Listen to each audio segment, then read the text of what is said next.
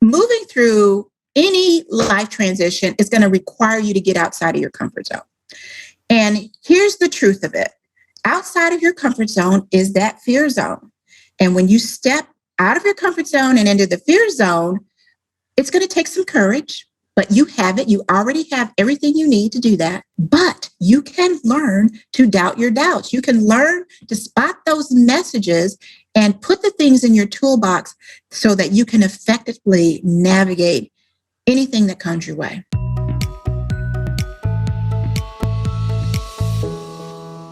Welcome to yourbrilliance.com. I'm your host, Amy Waterman. The world has changed so much. Do you ever wonder if it's ever going to get back to normal? It's like normal is gone and we're at this crossroads. We can either try to keep turning back the clock and getting back to the way things used to be, or we can take a step into the unknown and see what this new, strange, unexplored life holds for us. Our guest for today, Rachell Kitchen, is a master at guiding women through these life transitions. She helps women confront their inner critic, deal with overwhelm, and get clarity on that next stage in their life. Now, Rachell is not just a coach.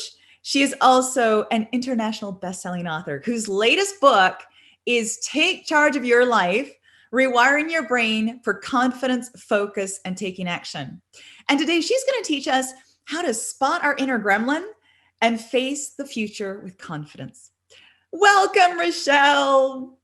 Thank you, Amy. It is my pleasure to be with you and your Brilliance audience. This is so awesome. Thank you for having me.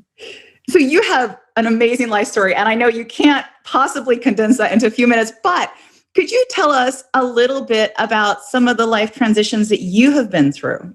Sure. I'll give you the Cliff Note version. How about that? So,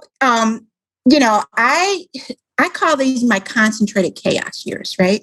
So there was a time in my 40s when I woke up, looked in the mirror, I didn't recognize myself, and I definitely didn't like who I saw. I was stuck in a rut.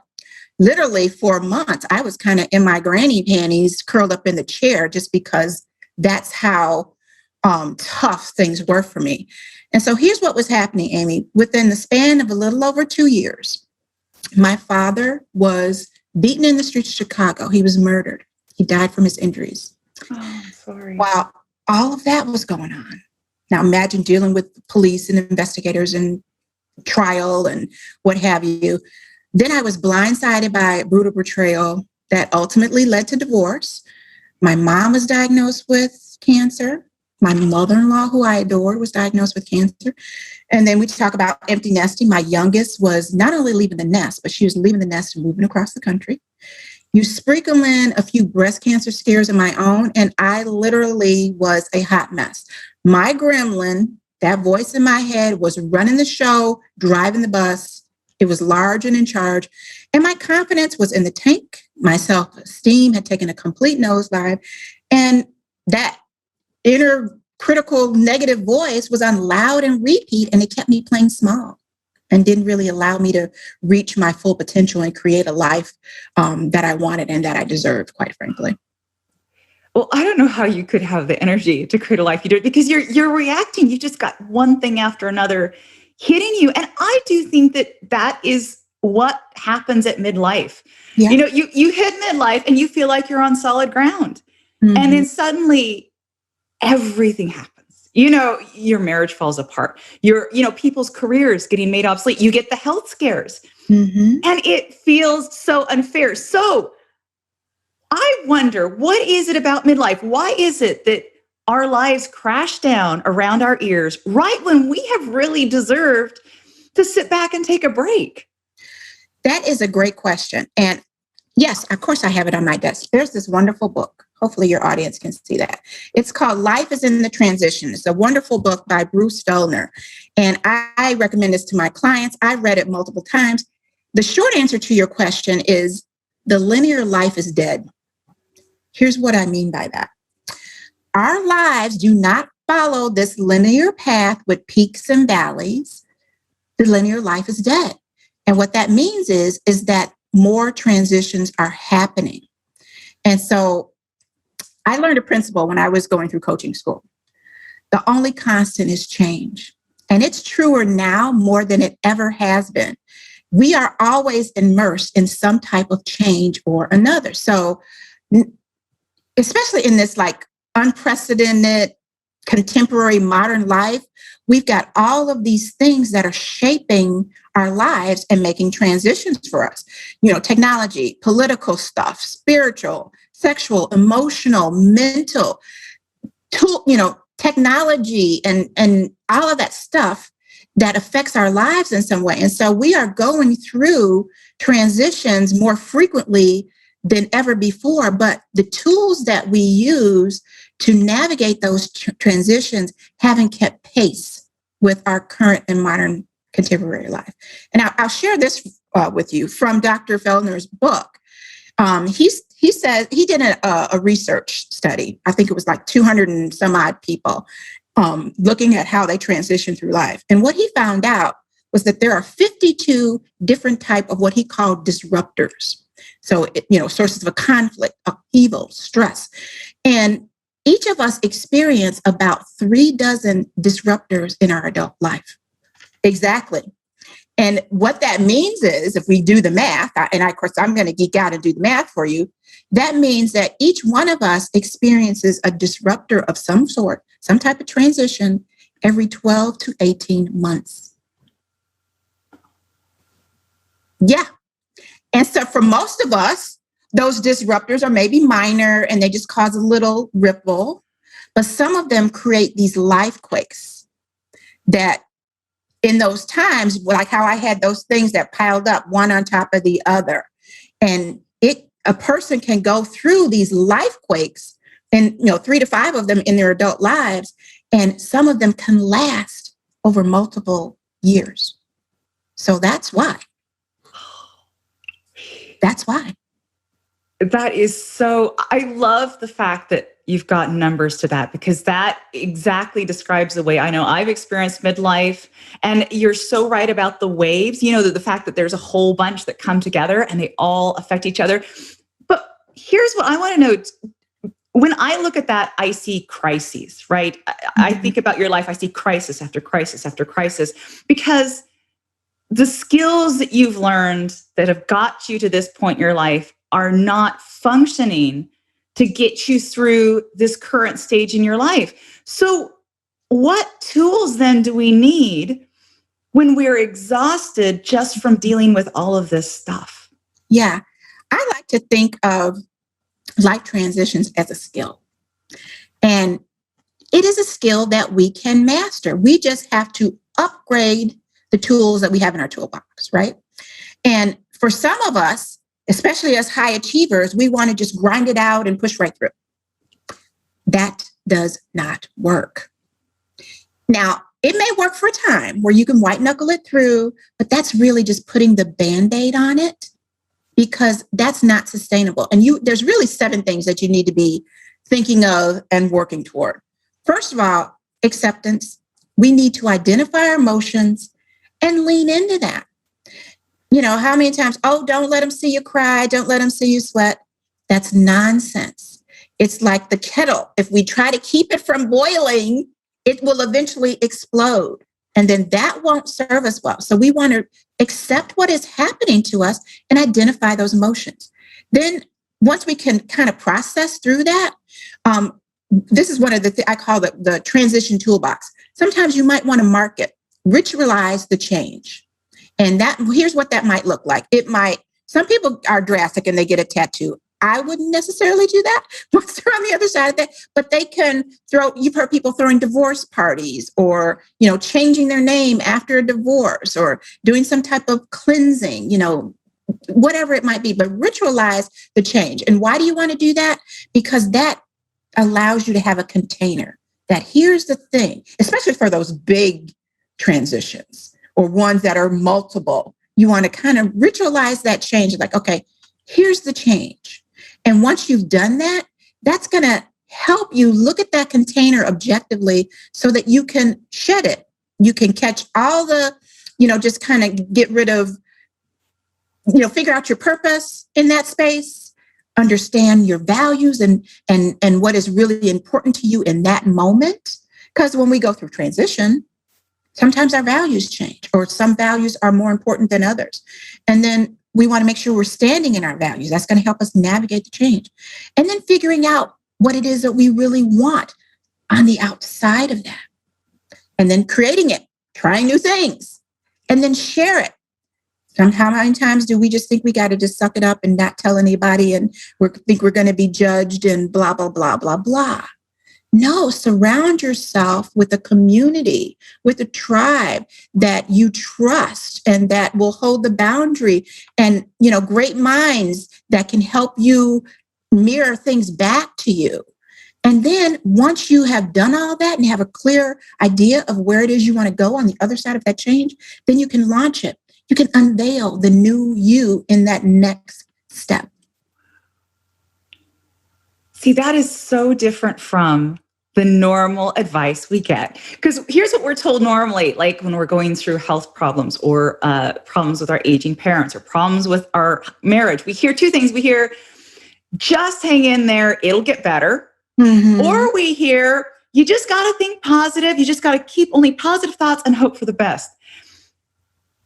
It's a lot more complicated than that, isn't it? Oh, yes. Because it's not a positive. You cannot run roughshod over your emotions. No amount of affirmations on your mirror or positive thinking is going to not make you feel the way that you're feeling about a certain thing. The only way you're going to do that is to acknowledge that feeling. Surround yourself with people and community that can validate what you're feeling. So you don't think, how many times do we think we're feeling something and we're like, I must be the only one who would ever feel this way in this set of circumstances, so I must be nuts. No, that's why we can't positive think our way out of it. I love this because it's about validating our emotions. It's about feeling less alone. And there's another piece of the puzzle here that's really, really important, and that is spotting your gremlin. So talk to us about what our gremlin is. Okay, Amy, your audience, have you ever heard that little voice in your head? Maybe it's loud and obnoxious, or maybe it's just a tiny whisper, and it might be saying something like, oh, I'm not smart enough to make XYZ happen. Oh, I'm not experienced enough to get that ideal job. Well, I don't deserve happiness because fill in the blank. Or, oh my gosh, people are going to find out I'm a big phony. Or, who the hell am I kidding here? I'm not worthy. Or whatever set of buzzwords that your mind, the minutes in your mind, is stringing together that keeps you from the success you want to deserve. I'm raising my hand on that one, and you're nodding, so I'm sure you're raising your hand on that one, and I'm sure your audience is doing the same. Well, that type of self-destructive talk and mind chatter, that's your energy-sucking gremlin. And most of the time, regardless of any evidence to back up those thoughts, you just buy into them and you believe them hands down. You never question it. And here's the skinny behind that. That gremlin voice usually is what is holding us back from either achieving what we want in our personal or professional lives, because we don't try. We don't get outside of our comfort zone. Yeah. And one thing, I think there's two things I think my gremlin says. The first one is, I'm too old. I'm in this stage, I just want to rest. And the other one is, I'm so tired. Yeah. I'm just so tired. I just want things to be easy. I'm old and I'm tired. And I just can't put the effort forward anymore. Yeah. And that's the thing. Your gremlin has a way of keeping you in that comfort zone. And all those things that it's telling you is to keep you in the space where it's safe. Now, it is well-meaning because, it wants to keep you safe, but that is displaced. You don't need that anymore. And it's telling you things are hard. So you believe it's hard. When really, if you believed that it wasn't hard, it would feel not hard.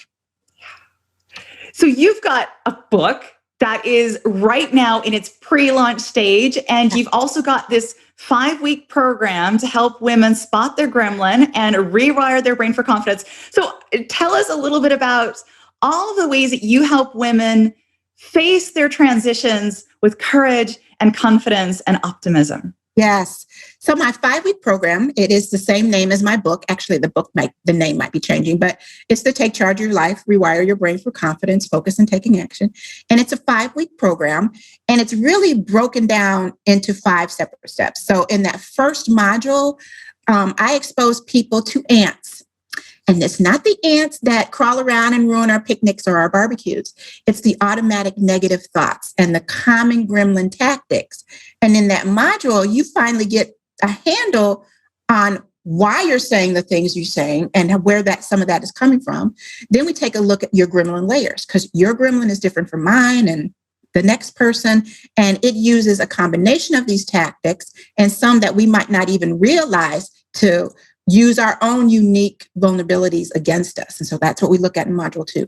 Then we get to self-connection and acceptance around here we are and here's why, and then start to pull back around that so that you can start to make those conscious choices and decisions to be able to move through the transition.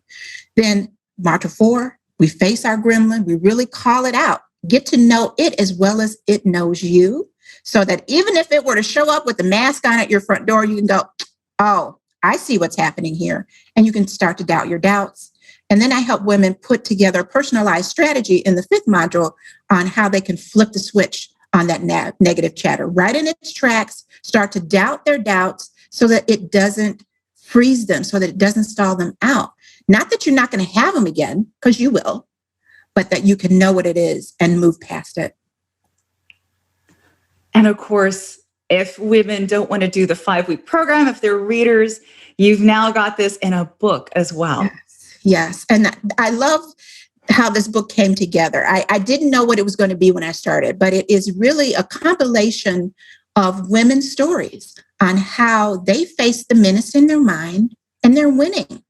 And so my hope for the book is that it will be a guide for women to see where gremlin messages are coming from. And this book actually, one book has turned into 2 more books, so it'll be a series of 3. But this first book is all about bringing you to awareness and help you turn over all the rocks on where your gremlin messages might be hiding so that you can do just that, doubt your doubts. Because it's so true that if we believe in ourselves and we believe we can do it, life ends up being so much easier and we feel so much more able to cope with what life throws at us. Absolutely. And truer words have not been said. I mean, totally. Oh, all right. For those of you watching, do you want to get your copy of Take Charge of Your Life? Do you want to sign up to Rachell's program? Well, if so, we've got a link for you. Just go to yourbrilliance.org/Rachell. And that's yourbrilliance.org/RACHELL. Thank you so much, Rachell, for coming on. And I wondered if you had any last message you would like to leave our viewers with. I do. Here's the thing. Moving through any life transition is going to require you to get outside of your comfort zone.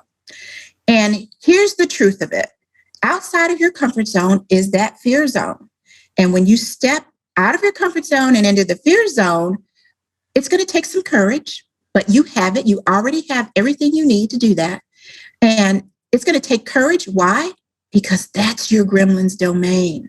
That's where it plays. It knows the landscape there. And that is the place where it's most likely to be its loudest. It's most skillful at tricking you and tripping you up. And it's going to use its most underhanded tactics. But you can learn to doubt your doubts. You can learn to spot those messages and put the things in your toolbox so that you can effectively navigate anything that comes your way. You've got it. Thank you so much, Rachell. And thank you out there for watching. Now, what was your biggest aha moment while watching this interview? Let us know what really resonated with you in the comments. And for more interviews like these, make sure to subscribe to Your Brilliance TV here on YouTube. And then come on over to yourbrilliance.com for more tips and insights on how you can live your most brilliant life. See you next time.